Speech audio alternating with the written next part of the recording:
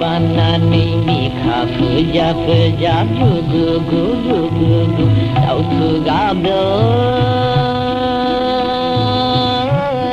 on nei a gai du kharu đau thư gặp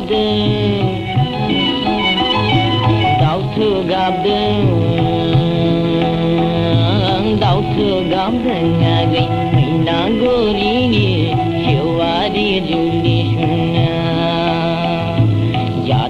बासे बासे हुआ बासे बासे फिसाय जबला खाम नांगोन नागै सना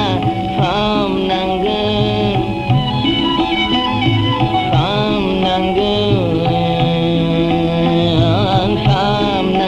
नागै मैना गरिनि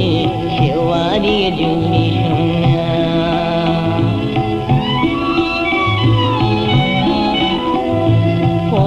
फोर बैसांनि अखा दैजों हनै जोमै नायदाव दावबो लायगौ हनै जुलि लायै लायै ना खुरसा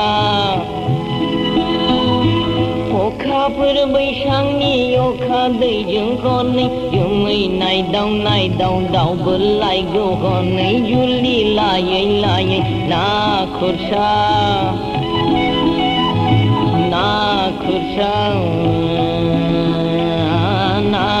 खुरसाया गै मैना गरिनि सेवारि जुलि सुना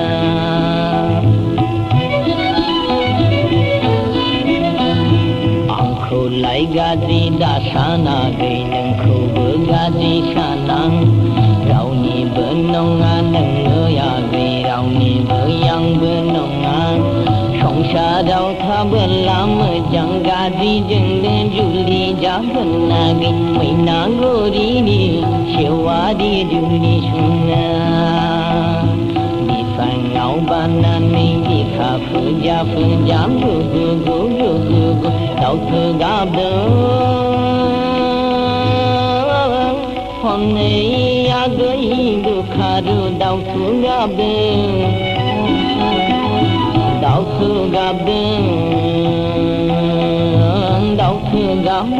आगै मैना गरिनि सेवारि जुलि सुना